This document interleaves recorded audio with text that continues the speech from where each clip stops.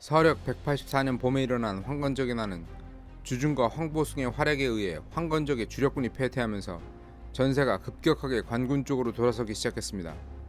지난 시간에 살펴본 바와 같이 주주는 자신이 그 지리를 잘 꿰뚫고 있는 장강연안의 황건적 세력을 일수했습니다.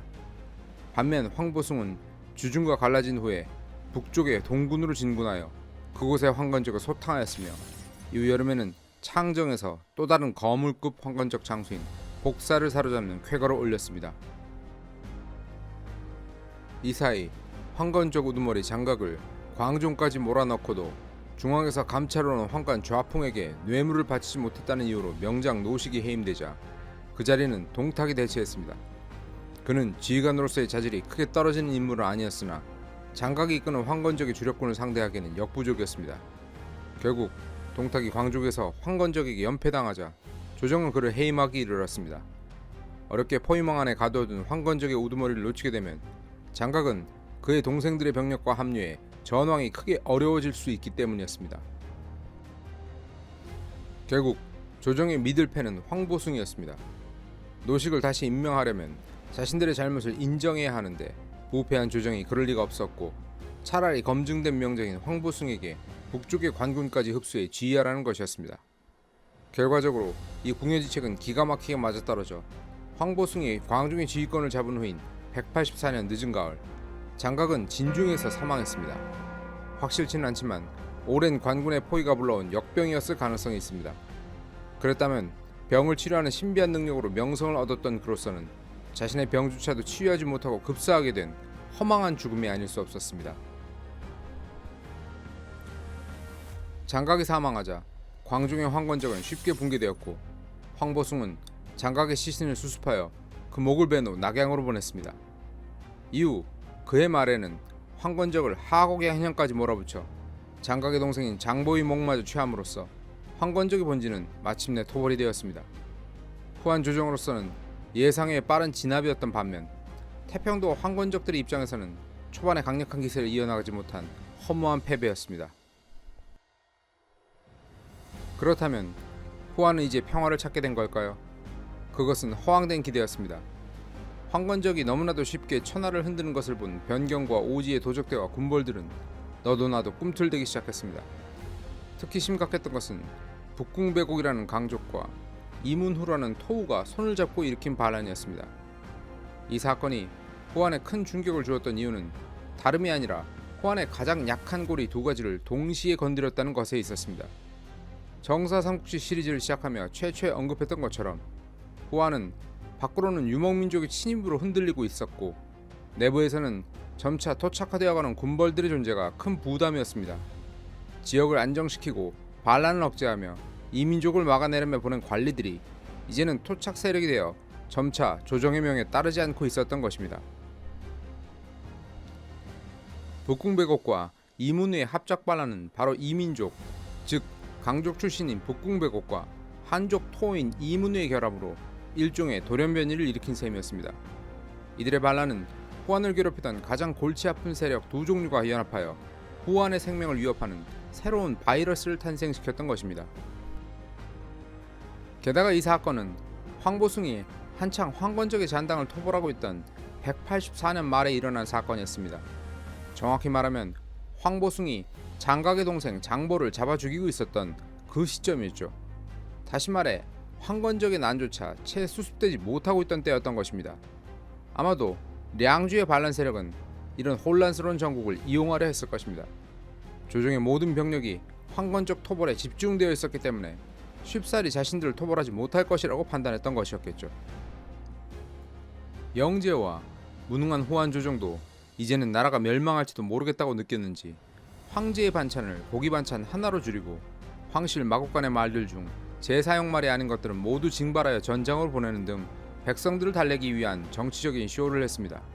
또한 대사면령을 내려 죄수를 석방하고 연호를 중평으로 바꾸는 등 황실이 정신을 차렸다는 제스처를 취합니다. 마침 이 무렵 황보숭과 주준이 황건적의 주력군을 괴멸시키고 황건적의 반란이 일단락되고 있었으니 이들은 후한 조정은 하늘이 아직은 그들의 편에 서 있다고 생각했을 것입니다. 하지만 상황은 그렇게 그들의 희망대로 흘러가지 않았습니다. 해가 바뀌어 서력 185년 정월에 역병이 창궐하더니 그 다음 달에는 장우각이라는 자가 이끄는 도적대가 병주전역과 기주 일대에서 날뛰기 시작했습니다. 흑산적이라고 불리는 이들의 근거지는 산악지역으로 관군의 손길이 닿기 어려운 데다가 반면 황도 낙양으로부터 충분히 위협이 될 만큼 가까운 거리에 위치하고 있었습니다. 때문에 조정의 입장에서는 멀리 량주에서 일어난 반란을 진압하기 위해 병력을 보내기가 굉장히 부담스러운 상황이 되고 말았습니다. 게다가 흑산적의 군사는 혹세 무민한 자들이 주장하는 것처럼 100만에 다다랐다는 소문이 있기는 했지만 이를 믿지 않았다고 하더라도 수만이 이르렀다는 것에는 의심할 여지가 없었기에 황건적만큼은 아니라고 할지라도 조정의 입장에서는 결코 방심할 수 없는 상황이었습니다. 그렇다고 량주를 그대로 방치할 상황이었냐 하면 그것도 아니었습니다. 북궁배국의 기세는 대단해서 원래 반란을 일으켰던 북지군을 벗어나 량주의 요충지인 금성군마저 장악하며 세력을 확대한 상태였습니다. 특히 이 금성군을 장악하는 과정에서 지역의 명사로 알려진 한약과 변윤이 이들의 협박 혹은 회유로 반란군에 동참하게 되면서 반란군의 세력은 더욱 강화되었습니다. 이들 한약과 변윤은 이후 이름을 한수와 변장으로 바꾸게 됩니다. 조정 측 기록에는 한수와 변장이 수배를 피하기 위해 이름을 바꾸었다고 나옵니다. 하지만 이미 반란군의 한복판에 있는 이상 개인적인 도망자도 아니고 이름을 바꿀 필요가 없으며 정말 수배를 피해야 할 상황이라면 완전히 다른 이름을 써야지 성은 그대로 두고 이름만 바꾼 이유는 무엇일까요? 그것은 이들의 반란 합류가 본의가 아니었다는 것을 이들 스스로가 드러내고자 함이었을 것입니다. 본래 지역 명사로 명망이 높은 유력 가문 자제였던 이들이 억지로라고는 하지만 반란에 참여하며 가문의 누가 될까 수치스러워 행한 일종의 가문을 위한 고육지책이었을 것입니다. 아무튼 이렇게 세력이 커진 북궁배국의 반란군은 마침내 량주를 벗어나 장안 쪽으로 창끝을 돌려 진군하기 시작했습니다. 그리고 반란군이 장안의 수도권이라고 할 수 있는 삼보 지역에 이르자 후한주정도 더 이상 이를 지켜만 보고 있을 수 없는 상황이 되었습니다. 만약 제2의 수도 장안이 함락된다면 이들은 더 이상 지역 반란군이 아니라 전국구 반란 세력이 되고 그 위험성은 황건적 이상이 되기 때문이었습니다. 따라서 이제는 흑산적의 위험을 감수하고라도 원병을 서쪽으로 보내 북궁배국을 저지해야 했습니다. 그렇다면 누구를 보내야 할 것인가? 이 위기의 순간에 다시 선택한 것은 말씀드린 대로 황보숭이었습니다. 량주 출신으로 반란군 못지않게 서쪽 지리에 익숙하며 황건적을 토벌한 명장 황보숭. 여기까지는 최선의 선택으로 보였습니다. 하지만 문제는 그 다음이었습니다. 그의 부장으로 선발된 자, 그것은 바로 노식의 파면으로 장각을 토벌하기 위해 광종에 부임했다가 실패하고 해임당했던 동탁, 바로 그 동탁이었습니다.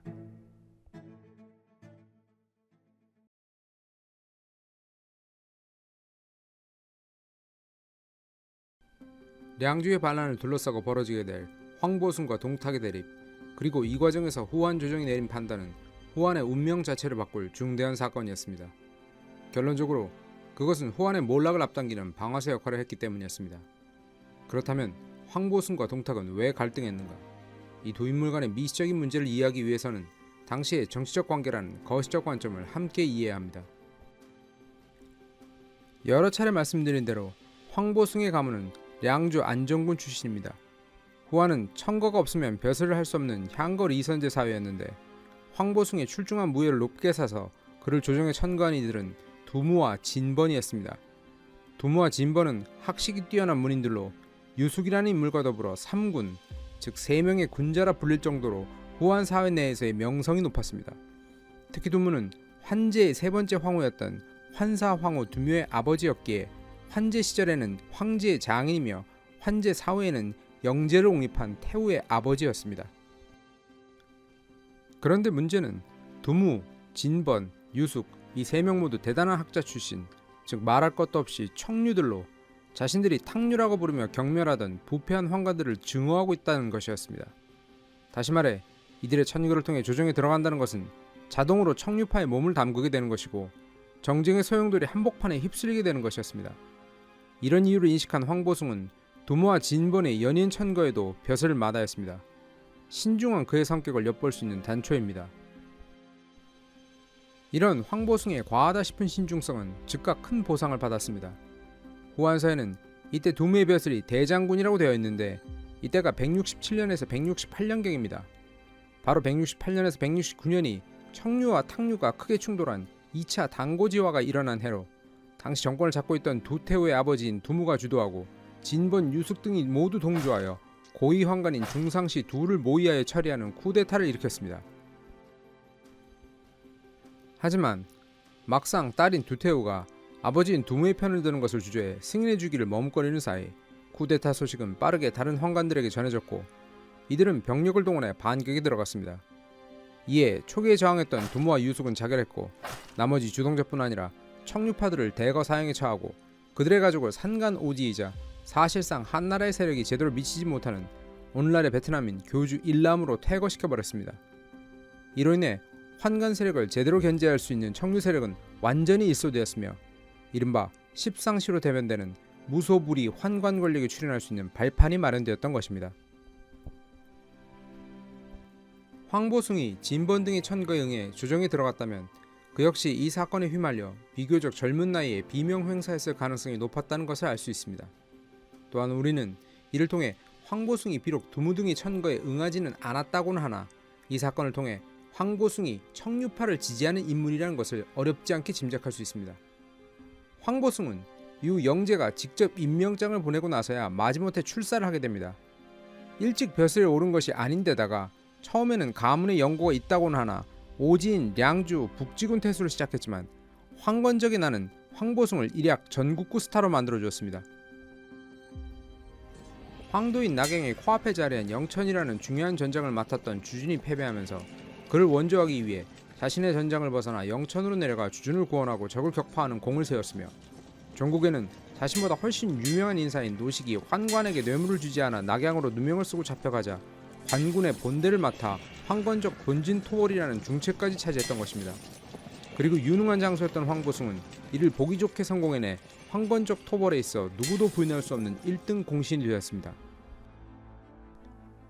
그런데 이 과정에서 황보숭의 대인배적인 면모가 유감없이 발휘됩니다. 조정에 의해 처음 황건적 토벌의 중책을 맡을 당시 황보숭은 자신의 이익이 아닌 당고지화로 피해를 입은 이들의 복권을 요구하였습니다. 또한 황실의 창고를 열어 군사들의 월급을 충당하고 황실의 말을 군용으로 사용할 것 역시 요청하였습니다.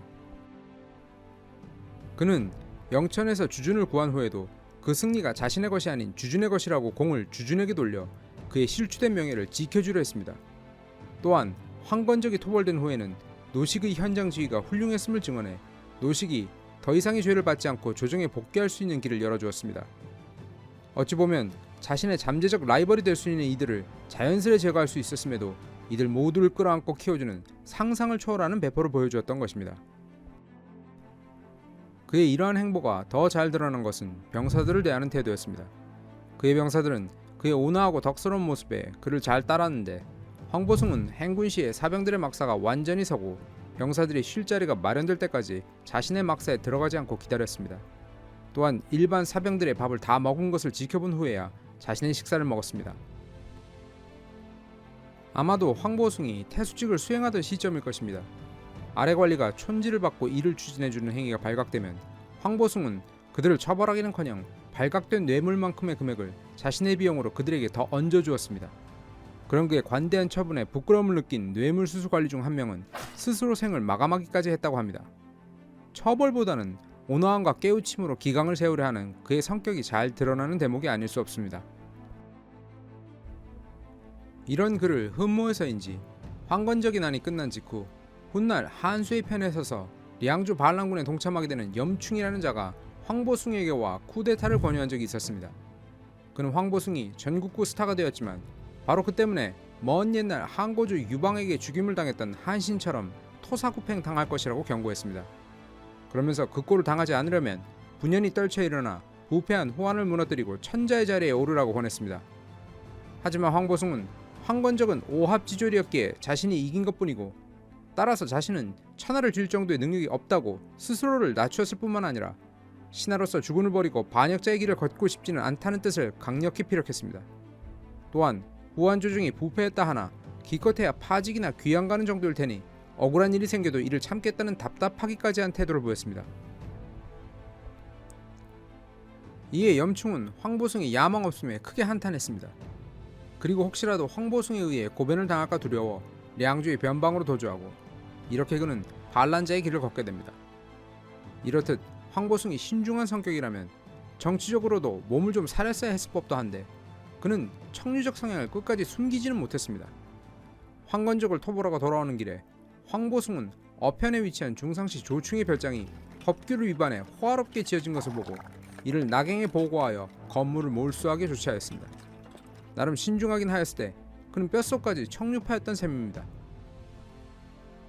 또한 또 다른 중상시 장양이 50만 전의 뇌물을 요구하자 황보숭은 노식과 마찬가지로 이를 거부하였습니다. 이 사건이 일어난 시점이 량주의 반란을 토벌하러 간 이후인지 이전인지는 확실치 않으나 분명한 것은 적어도 황건적이 난 이후라는 것입니다. 정리하자면 황보숭은 황건적 토벌의 최대 공신인 자신은 노식과는 달리 쉽사리 팽당하지 않을 것이라고 판단하고 이제는 과감하게 반환관 청류의 정치색을 드러내기 시작한 것으로 볼 수 있습니다. 그러나 그의 이러한 판단은 완벽한 오판이었음이 남은 그의 인생 여정을 통해 드러나게 됩니다. 서력 185년 음력 3월 황보숭은 부장이었던 동탁과 함께 북궁배곡의 난을 토벌하기 위해 장안의 수도권이라 할 수 있는 삼보 지역으로 향하게 됩니다. 동탁은 그 정치색이 아주 자세하게 기술되어 있지는 않지만 환관들과의 관계로 미뤄보건대 친환관적이며 탕류적 행보를 보이고 있었던 것으로 짐작됩니다. 때문에 동탁은 청류인사인 황보숭의 견제용으로 환관들이 붙여놓은 대항마라는 것을 알 수 있습니다. 그리고 방심했던 황보숭이 함정에 빠졌음이 이내 드러나게 됩니다. 황보숭에게 원한을 품고 있었던 중상시 조충과 장양은 황보숭이 승리는 하지 못하고 군비만 낭비하고 있다며 영지에게 모함을 시작했습니다. 권력에 대한 불안감에 시달렸던 후한의 황제들은 대대로 환관의 참언에 취약했고 영제는 이내 황보숭에 대한 면직을 단행했습니다. 그런데 황보숭이 삼보로 출병한 것은 늦은 봄인 음력 3월 그리고 면직된 것은 초가을인 7월이었습니다. 그에게 주어진 시간은 고작 4개월이 채 안 되었던 것입니다.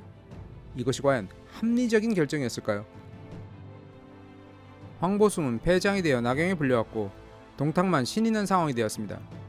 영제는 황보숭의 직인을 몰수하고 그의 시급 6천호를 삭감해 2,000호만을 남겨두었습니다. 황건적 토벌이 끝난 지 불과 1년이 안 되어 제국을 구한 영웅이 삼류장수의 불명예를 안게 된 것입니다. 물론 황보숭의 군경력과 정치 생명은 이것으로 끝은 아니었습니다. 하지만 이 사건이 그를 견제하기 위해 보내줬던 동탁이 본격적으로 날개를 펼 수 있는 기회를 준 것만큼은 명백한 사실이었습니다.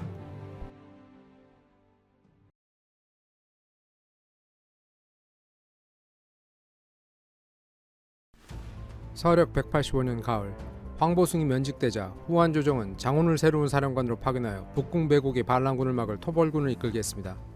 아마도 환관들 입장에서는 자신들의 편인 동탁이 그대로 황보숭의 군권을 이어받았으면 했겠지만 영제도 바보는 아니어서 모든 일이 환관들의 뜻대로 되도록 내버려두지는 않았습니다. 장훈은 당연히 청류파, 이번에는 동탁을 견제하기 위해 장훈이 파견된 셈이었습니다. 한편 이 무렵 후한서에 적힌 반란군을 지칭하는 대상이 북궁배곡에서 한수와 변장으로 바뀌는 변화가 일어났습니다. 황보숭이 적들을 상대하는 과정에서 적을 지칭하는 호칭이 바뀐 것입니다. 이것은 삼보 지역을 맡은 적의 지휘권이 그동안 보급과 행정에 전념하던 한수와 변장에게 넘어갔다는 것으로 반란군의 입장에서는 무엇인가 생각보다 일이 순조롭게 풀리지 않았다는 신호이기도 했습니다. 그리고 한수와 변장이 전권을 쥐고 전황을 주도하자 반란군이 다시 기세를 올렸습니다. 후한서는 장훈과 동탁의 10만 대군이 황실의 묘지인 원릉이 있는 미양현에 주둔하여 적을 맞아 싸웠으나 연패하였다고 기술하고 있습니다. 애초에 황실이 장안을 지키는 것을 중요하게 생각했던 이유 중에 하나가 황실의 무덤이 도굴당할 것을 염려해서였는데 그 목적을 지키지 못하고 반란군에 탈탈 털려버린 것이었습니다. 잘 버티던 황보숭을 바꾼 결과치고는 너무나 실망스러운 것이었습니다. 시간이 흘러 185년 겨울인 음력 11월 후한서는 변장과 한수의 진영에 긴 유성이 떨어지자 반란군이 이를 불길하게 여겨 본거지인 량주 금성군으로 돌아가려 했다고 적고 있습니다. 하지만 실상 이것은 핑계에 불과하고 약탈과 도구를 통해 군자금 마련을 마친 한수와 변장이 적당한 시점에 후퇴하려 한 것으로 보입니다. 그러자 이를 먼저 눈치챈 동탁이 다른 장수인 포옹과 함께 적을 추격하여 우미의 적 1000여 명을 주살하였습니다.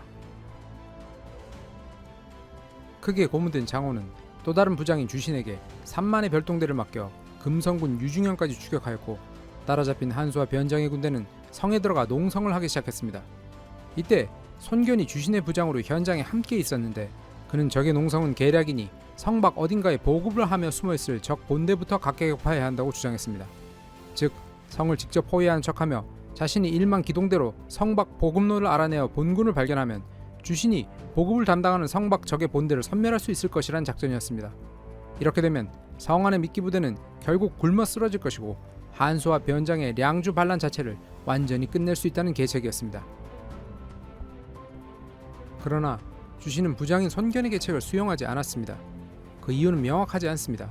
단순히 손견을 신뢰하지 않아서일 수도 있지만, 그것보다는 주신 자신이 량주 출신이라는 데 그 원인이 있었던 것 같습니다. 즉 자기 고향에서 싸우는 것이니 자신감이 넘쳤던 것이죠. 반면 손견은 중원 반대편인 양주 사람, 타지인이 조심스러운 전략을 소심하다며 무시했을 가능성이 큽니다. 손견의 불안감은 현실이 되었습니다.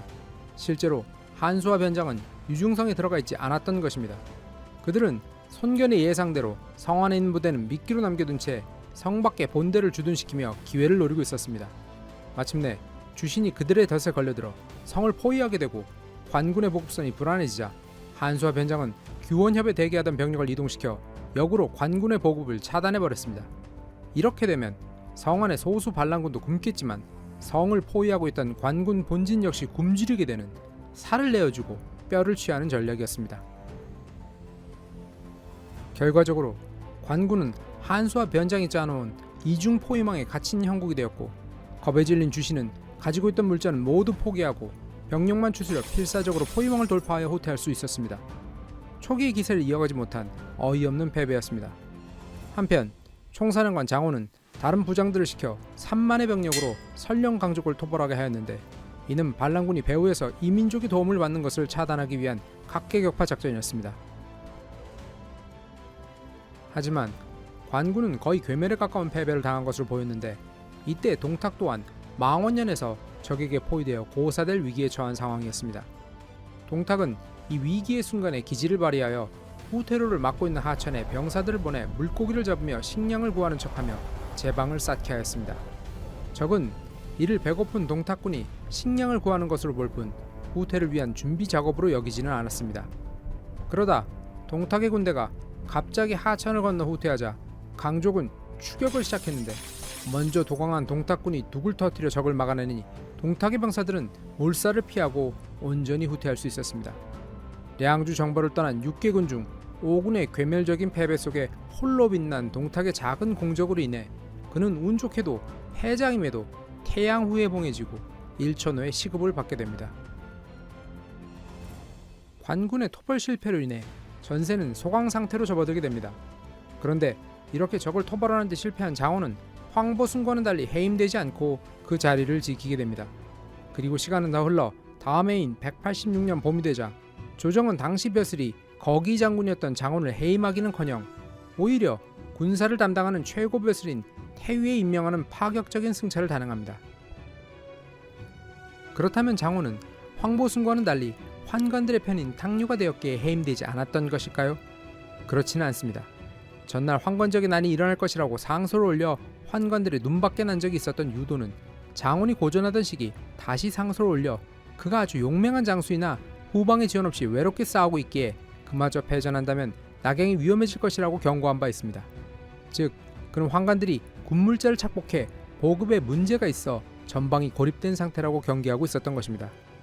그리고 이 상소로 인해 유도는 체포, 감금되고 고문 끝에 사망하게 됩니다.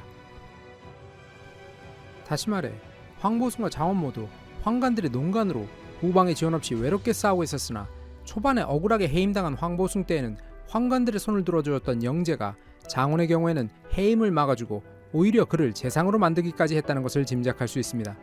즉 영제는 황건적인 난으로 명성이 높아진 황보숭이 량주 반란을 적당히 막아주고는 있었지만, 그를 경계하여 해임하고 덜 위협적인 장원으로 교체하고 승진시키면서 반란 토벌은 물론 환관 권력이 지나치게 커지는 것도 막는 정치적 게임을 하고 있었던 것입니다. 이렇게 나라가 급박한 와중에도 군주가 정치 게임이나 하고 있는 것은 막장 국가의 전형적인 특징입니다. 아무튼 원칙상 퇴위가 된 장원은 수도인 낙양 권역에 머물러야 했으나 량조 상황의 위중함을 고려하여 전장에서 가장 가까운 장안에 머무르기로 결정하였습니다. 이를 주목해서인지 후원서를 쓴 범협은 최고 벼슬인 삼공이 도읍의 권역을 벗어나 이렇게 먼 곳에서 근무를 하게 된 것은 역사상 처음이라고 지적하기까지 했습니다. 또한 이 사건과 관련하여 정사 삼국지에 흥미로운 기록이 있습니다. 사건은 다음과 같습니다. 이렇게 국방장관과 같은 지위에 오르게 된 장원은 병력을 점검하기 위해 자신이 통제하고 있던 토벌군의 개별 사령관을 장안으로 소환했습니다. 그런데 당시 자신의 군을 이끌고 부풍에 주둔하고 있던 동탁은 이 소환을 받고도 한참이 지나서야 장안에 보고를 하러 왔습니다. 이때 장원은 정벌군을 이끌던 과정에서 손견이 보여준 탁월한 판단력을 높이 사서 그를 조정에 청해 자신의 부관으로 삼아 곁에 두고 있었습니다. 장원이 늦게 보고하러 온 동탁을 질타하는 것을 본 손견은 장원에게 귓속말로 동탁이 죄를 지었음에도 겁도 없이 큰 소리치며 항명하고 있으니 군법을 적용해 늦게 도착한 죄를 물어 목을 칠 것을 권유했습니다. 손견은 동탁에게 역심이 있음을 간파했던 것입니다.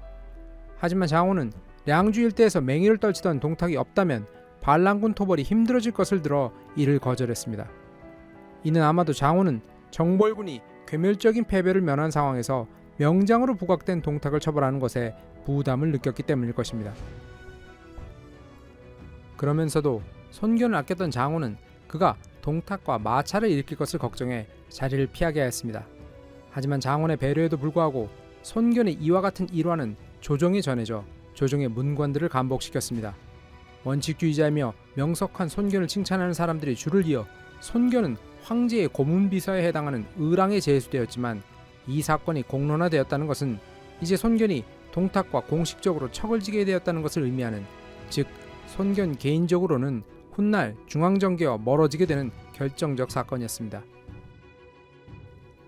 어쨌든 후한조정은 재상이 된 장원을 계속 변경해 둘 수 없었기에 결국 그의 겨울 그를 낙양으로 불러들였고 대치하고 있던 관군이 사라지자 반란군 내부에서 균열이 일어나기 시작했습니다.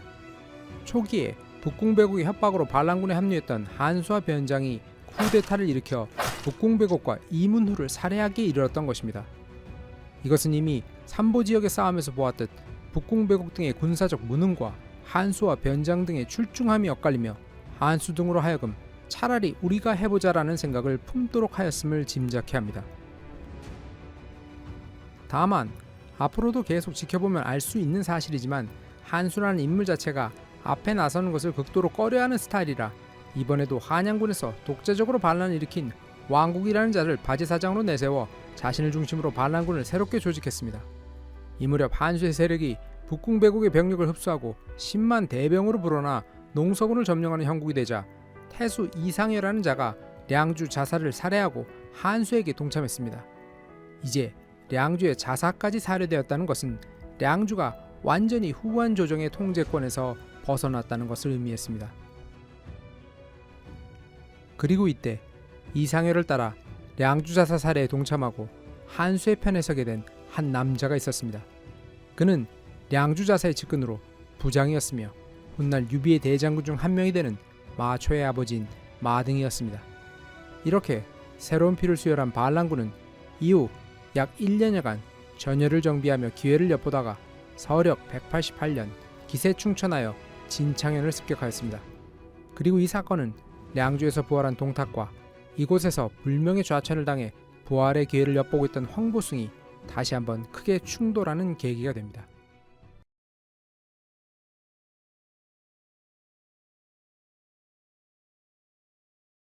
량주에서 한창 반란이 일어나고 있던 시기, 그러니까 황건적의 난이 진압된 서력 184년 이후 후한의 국토는 온갖 고름이 터지고 있는 중환자와 같은 상황이었습니다. 다시 말해 량주에서의 반란이 가장 심각한 질환이었던 것이었을 뿐 그것이 다가 아닌 온몸이 종합병동같이 아픈 골골한 상황이었던 것입니다. 우선 제국의 동북쪽에서 변경을 위협하던 선비족의 침략을 들 수 있는데 당시 그 빈도가 극에 달했습니다. 선비족은 자신들의 땅에 인접한 유주와 병주를 주로 침략하였는데 185년 말 겨울과 186년 말에서 187년 초 겨울에 걸쳐 이들 지역을 노략질했습니다.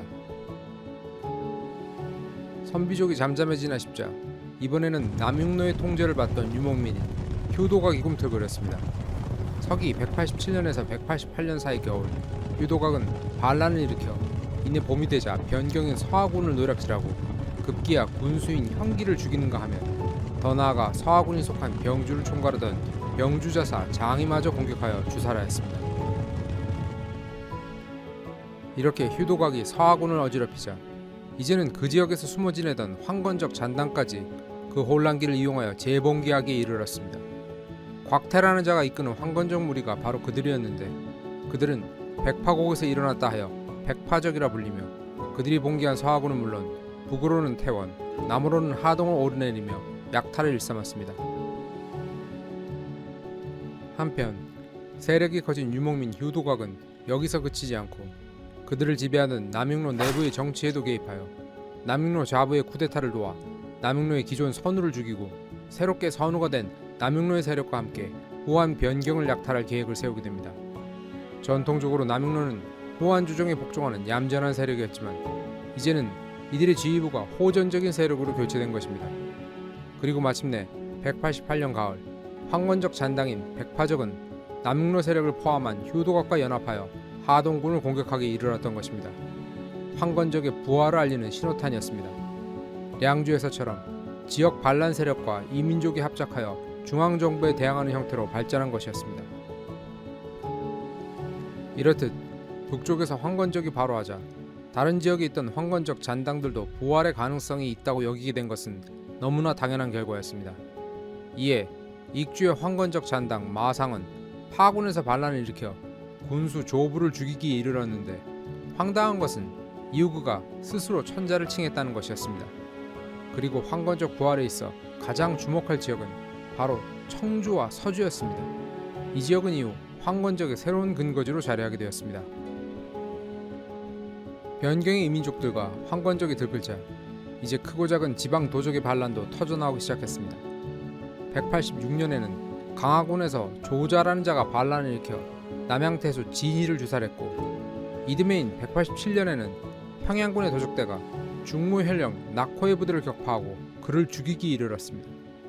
또한 같은 해 여름에는 어양군에서 장순과 장거라는 자들이 반란을 일으켰는데 이들의 반란은 자못 심각해서 우북평태수 유정, 요동태수 양종, 호호완교의 공기조 등이 모두 이들에게 살해당했습니다. 이들 반란 모두는 결국 어찌어찌 토벌은되었지만 모두 후한이 얼마나 병들어 있는가를 만천하에 여실히 보여주고 말았습니다. 그리고 이 모든 사태가 바로 량주의 반란이 촉발한 결과였던 것입니다. 때문에 후한조정과 영제로서는 다른 어떤 곳보다도 확실하게 가장 큰 병증이라 할 수 있는 량주의 반란을 진압할 필요가 있었습니다. 이곳의 반란을 진압해 더 이상의 반란이 성공할 수 없다는 것을 보여주어야 제국의 붕괴를 막을 수 있었습니다. 그런 이유로 188년 말 늦가을 영제는 스스로를 무상장군으로 칭하고 황궁 서쪽에서 병사를 도열하며 황실의 전투 의지를 추스르고 있었습니다. 그리고 바로 다음 달 초겨울의 한파 속에 왕국을 우두머리로 한 한수와 변장의 무리가 진창현을 공격해오자 조정은 한동안 찬밥 취급했던 황보숭을 다시 소환했던 것입니다. 황보숭은 충직한 그의 성격대로 황명을 그대로 따랐습니다. 상황을 자세히 살펴보면 황보숭이 얼마나 고지식한 사람인지 알 수 있습니다. 이 무렵 과거 황보숭이 면직되고 량주 반란의 총책을 맡아 영제의 신임으로 태위에 올랐던 장호는 면직된 지 오래였습니다.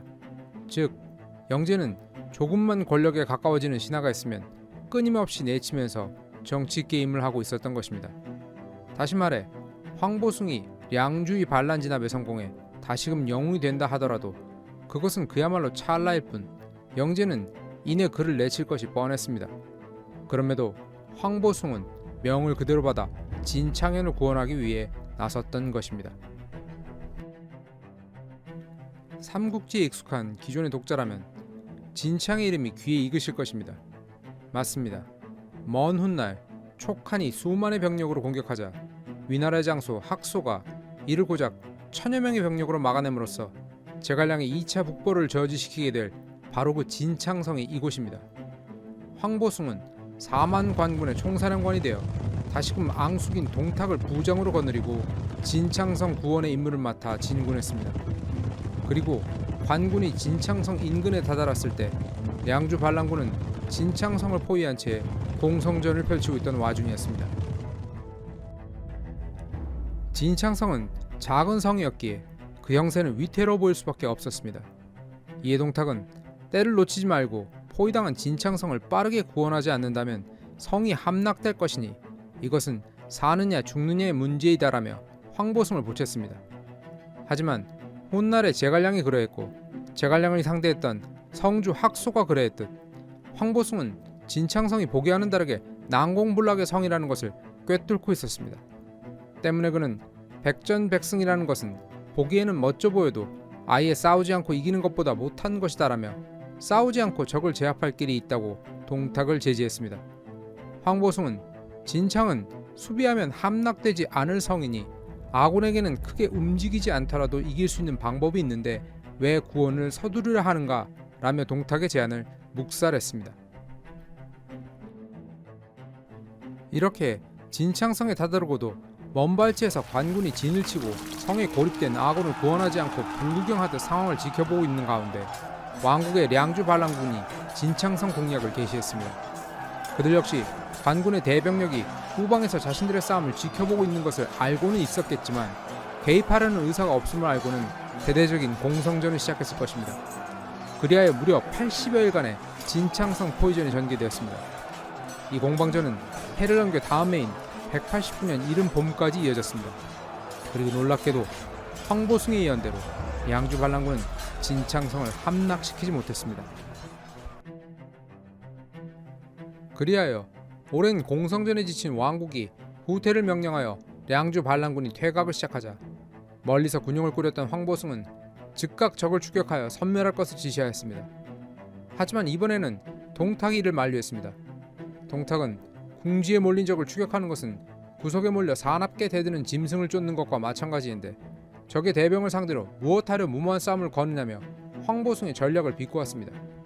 이 황보숭은 자신은 적이 지치기를 기다렸을 뿐 싸움 자체를 피한 것이 아니며 지금 공격하려 하는 것은 피로에 지친 군사이지 멀쩡하게 철병하는 정상적인 병력이 아닌 싸울 의지가 없는 약한 군대라는 점을 들어 동탁의 의견을 이런지하에 묵살했습니다. 앙숙지간이었던 황보숭과 동탁답게 결정적인 순간에도 서로 말싸움을 했던 것인데 과연 그 결과는 어떻게 되었을까요?